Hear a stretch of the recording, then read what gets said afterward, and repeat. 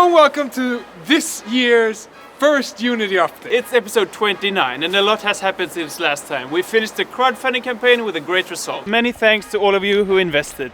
And everybody who shared our campaign or supported us in any way, thank you once again.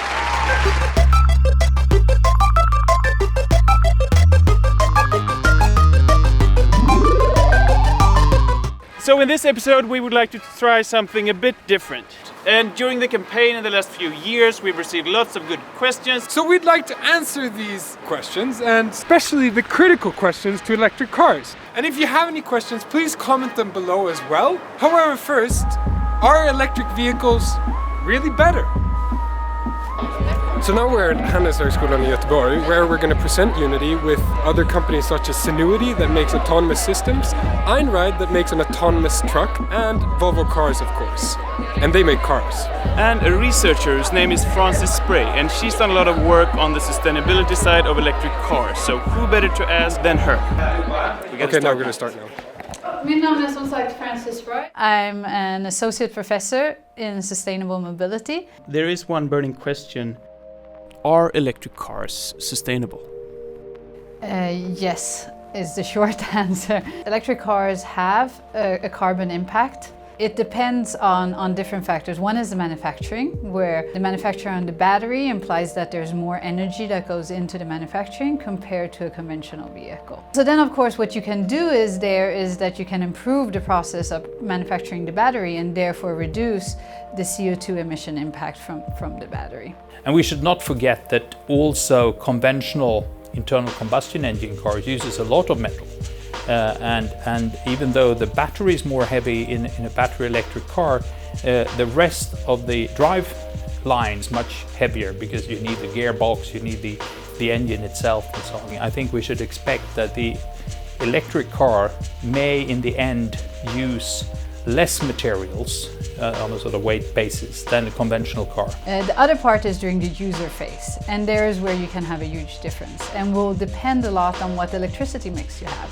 So yes, if you take the worst case scenario that you have the most inefficient coal production that produces electricity, you will have emissions that are worse. However, that is not really the reality in the majority of the cases. And as soon as you put any kind of mix, you're actually reducing the emissions. I think then also that's a little bit short-sighted to just look at the emissions today. If we wait until the electricity system is clean, then we'll continue driving more polluting vehicles because in the majority of the cases, gasoline and diesel vehicles are more polluting. It takes time to turn over the vehicle fleet. It takes time to ramp up from the few percent that we are selling electric vehicles today to reach 100%. So even if all of the energy that you use in the car would come from a coal plant, it still makes sense to convert to electric because the trend now is to get more and more sustainable energy. And as soon as that is put into place, you get the benefits straight away because the cars and the infrastructure are already there. And then the coal mine can become a beautiful museum like here in Solverein. Sötgerein, what's the name? Zollverein. Zenuity. Self-solve. Zollverein. It was Europe's biggest colliery, and now everything has been shut down for quite a while actually. Well, back like about 50 years ago, you couldn't hang out white laundry because it would come back grey and dirty, and nobody would have a white house because of all the coal dust in the air.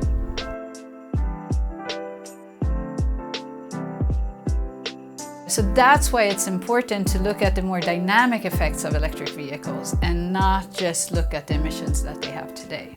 But isn't mining of cobalt and lithium much worse than pumping up oil and gas? No, because you're not consuming these metals in the same way as you're consuming a fossil fuel. A fossil fuel is consumed, it produces carbon dioxide, it cannot be recycled, but the materials used in a battery can be recycled several times. The new versions of the batteries are more and more it's lithium-ion batteries, and it's not as horrible as it is, for example, with cobalt. So when it comes to the chemistry, we are actually getting better and better. My name is Sara Fallahi.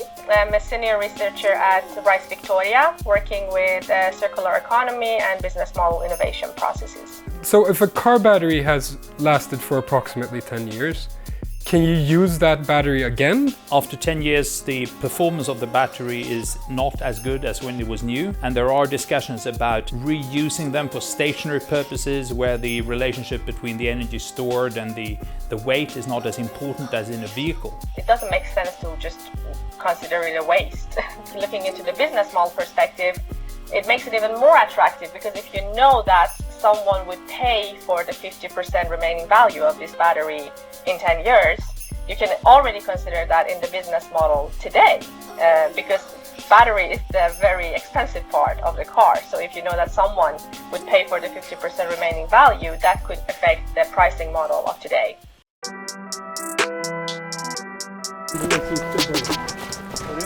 It's a boat. So step one is to remove all the snow.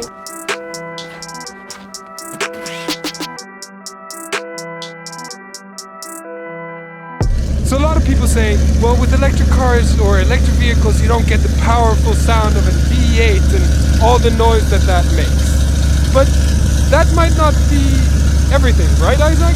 Right, because if you turn the sound off, it can actually be quite enjoyable to drive around in silence and enjoy the nature and the scenery, and imagine our cities without all the noise pollution.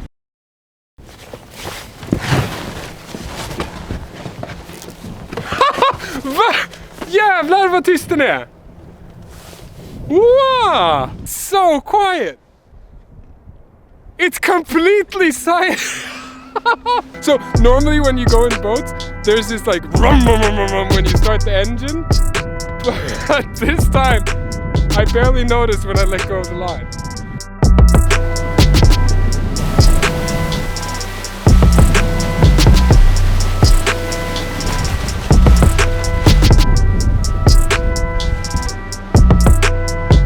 So we thought we'd ask Oscar, which is the CTO at Green Star Marine, what aspects of electric vehicles are better.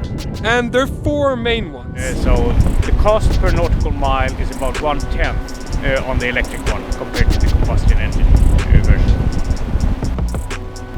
One thing that many customers don't think of before they buy their electric boat is the lack of exhausts and smell. They set the table and have their birthday parties on board the boat and go cruising, and they actually enjoy the meal because they don't have the smell from the exhaust.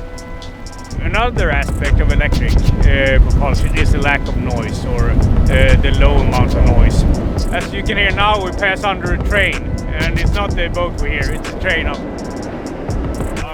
And this of course translates to cars in cities as well, because it's quite nice to enjoy an outdoor city without having the noise pollution or the local fumes from the exhaust pipes. An electric boat also, as many people know, have quite a lot of torque. I think you can get a lot in terms of acceleration. Shit! Jag tänkte ta en testa! So responsive in like every movement. Like I've driven a lot of boats, but this is the first time on an electric one, and it's really amazing. Precise. National Geographic's Arctic exploration. How do you go with the ice? Yeah, so I mean, it turns out electric boats can also be quite good icebreakers. Both literally and also in terms of a conversation piece, right?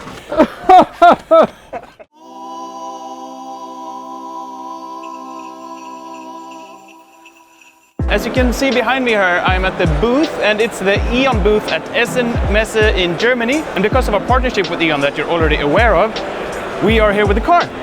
But what about the power grid? Will it really be able to handle all these new electric cars? Can it supply enough power to charge them? We should ask them, because they are experts in renewables and solar. And the power grid? That's a good question. A lot of people asked us actually, but let's assume that half of the cars in Germany would be electrified. That would only increase the demand of power roughly about 10%. So this is not really a big problem. Actually, we do have a lot of solar and wind power here in Germany, and there's more and more times when we do have more power than we actually need. So if we have intelligent charging infrastructure, we can then charge the cars when we do have the wind power in the grid. So when you come home, you don't charge your car directly, you wait until maybe 10, 11 o'clock PM or whatever when there's wind power available, and then we charge your car. So we both benefit from that, because then the prices for you might be even cheaper. What if it's nighttime and no wind? Well, that's a good question. Yeah, we do need storage, you know, and the nice thing is a lot of people, they just go a few kilometers to work, so when they come home, there's even a lot of energy in their car. So if we have a contract and we agreed on that, we might just take some energy out of your car when you come home, use it in your house, vehicle to grid, and then later on at night we recharge your car so you can easily do your driving in the morning.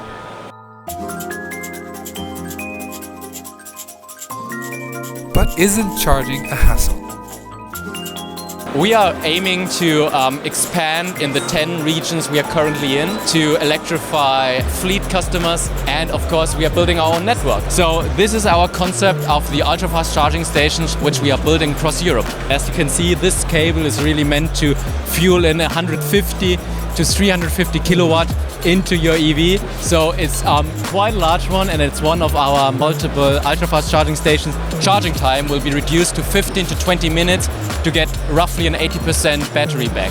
We already have the sites open, but it's really about creating an environment where you can spend a meaningful break, where you can work, where you can relax, where you can recharge your own battery. So we get a lot of questions at Uniti about the size of our car.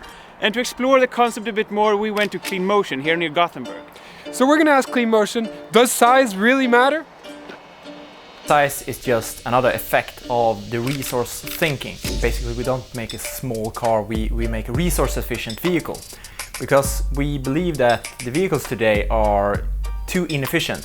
So what we're actually doing is downsizing the whole mobility concept. It's only 280 kilos, so basically you can lift it, but actually we have done a lot of research, and most of our engineering is focused around composite design. Current technology has composites as the smartest combination of elements. I think that's the essence of energy management. Maintain strength and stiffness and mechanical properties and safety, but yet you go down in weight. Are they fun to drive, Michael? Yeah, I think they're really fun to drive. Should we maybe go outside and try to drive one? Yeah, sure. But can you really drive in a car in wintertime? We're gonna test it in snow now. And it goes so quick!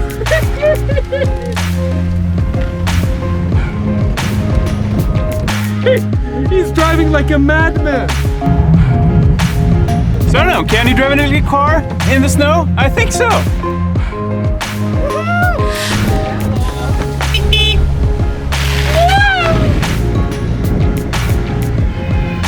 So Uniti approves by CB. Nice, let's go back Great, home. let's go.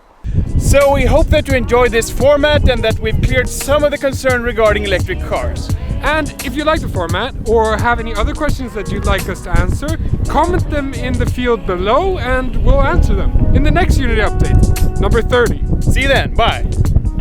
No, it's fine. Helt bananas.